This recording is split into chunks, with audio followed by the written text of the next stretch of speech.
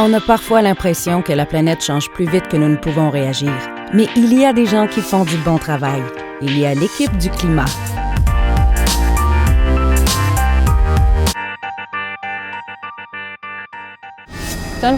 Paysage de la toundra est un endroit vraiment cool pour travailler. La saison de croissance est très courte.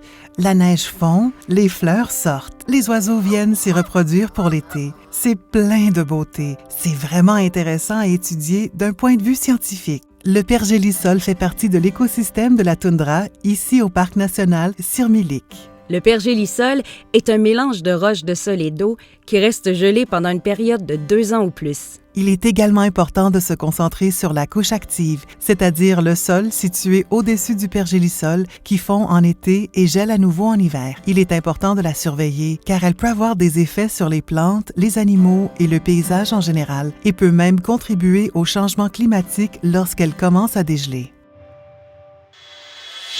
Suivre les changements dans l'écosystème de la toundra. Ainsi, dans le cadre de notre programme de surveillance, ici au Parc national Sirmilik, nous utilisons 3 sources d'informations différentes pour nous aider à acquérir une compréhension complète de ce qui se passe dans les écosystèmes de la toundra. La première est une grille de surveillance de la couche active que nous sondons à l'aide d'une sonde métallique enfoncée dans le sol et qui nous permet de connaître la profondeur de la couche active, c'est-à-dire à la profondeur à laquelle le sol est gelé au même moment chaque année. La deuxième mesure que nous effectuons est celle du tube de gel, qui nous indique pour l'année écoulée à quel point la couche active a fondu en son point le plus profond. La troisième mesure que nous effectuons est une série de capteurs de température situés sous le sol. Et nous en avons aussi un situé au-dessus du sol. Et ceux-ci nous donnent des relevés de température toutes les 2 heures pendant toute l'année. Le travail sur le terrain n'est qu'un moyen parmi d'autres de suivre l'évolution de la toundra. Grâce à l'imagerie satellitaire, nous avons pu suivre les changements dans l'environnement de la toundra, par exemple en examinant la verdure et les changements dans la composition des communautés végétales au fil du temps. Le groupe de travail sur le savoir des Inuits contribue à fournir des informations sur les changements observés dans les paysages des écosystèmes de la toundra sur une plus longue échelle de temps.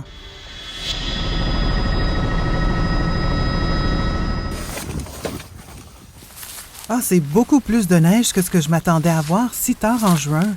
Nous devrions juste faire une inspection visuelle. Faisons le tour du périmètre. Nous pouvons remettre en place les piquets qui ont été renversés et garder les sondes à l'intérieur de la grille pour quand nous reviendrons en juillet. OK. C'est gelé. Je vais donc noter que lorsque nous reviendrons, nous devrons peut-être chercher un peu pour celui-ci. Oh, c'est impressionnant de voir que ce bouchon est solidement fixé. On dirait que les renards ont essayé de l'arracher, mais ils n'ont pas réussi. Regardons notre carte quadrillée ici. On se trouve à l'extérieur de la grille ici. On peut faire quelques trous d'essai et avoir une idée de l'état de la couche active. C'est à quoi je m'attendais. Elle sera probablement un peu moins profonde que lorsque nous sommes ici au milieu de l'été, lorsque les couches actives vont dégeler jusqu'à leur profondeur maximale. C'est tout du pergélisol. Il est pratiquement en contact avec la surface pour le moment. Il fait 3,5 cm. Un de nos aînés du groupe de travail sur le savoir des Inuits a dit que cette année est plus froide que les autres années. Ils ont dit que c'était normal parce qu'ils ont vu cela dans le passé. C'est intéressant de voir les changements d'une année sur l'autre. Oui, ça l'est. Pour l'instant, nous sommes toujours en train de collecter des données de base sur la couche active au fil du temps et cela prend un certain nombre d'années pour développer et comprendre s'il y a des tendances que nous observons. Oh, regardez ces belles grappes de saxifrage des montagnes violettes. Quel est leur goût, Terry? Entre les fraises et les bleuets? Ah oui, c'est une bonne chose à noter parce que voir une plante fleurir pour la première fois nous donne une idée du moment où quelque chose commence dans l'année, un événement annuel régulier. Donc, pour les fleurs, les oiseaux viennent ici pour nicher. Ça nous donne plus d'informations sur la façon dont les choses changent et si elles changent. Avec le réchauffement du sol, quelques-unes des huttes de terre traditionnelles commencent à s'effondrer.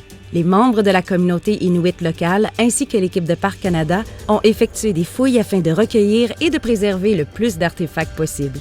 Nous avons fait le site archéologique et l'une des huttes de terre que nous avons faites était la hutte de terre dans laquelle vous viviez. Quand nous avons fait les fouilles, comment vous êtes-vous senti? Lorsque nous avons déterré certains artefacts et qu'ils ont refait surface, au fur et à mesure que je les voyais, ainsi que la façon dont ils étaient construits, je me suis souvenu de mon enfance. C'était comme si j'y étais de retour. C'est fait en ivoire? Oui, on utilisait des défenses de narval ou de morse. La personne qui fabriquait le peigne y ajoutait des marques personnalisées afin de pouvoir l'identifier. S'il était perdu, puis retrouvé, on savait à qui il appartenait. Que pensez-vous des partenariats actuels sur le suivi des changements? En ce qui concerne le Parc national Sirmilik, je remarque vraiment leur effort, car je suis également membre du comité. Il adhère au principe de la gestion de l'environnement, afin que nous puissions conserver notre environnement actuel plus longtemps.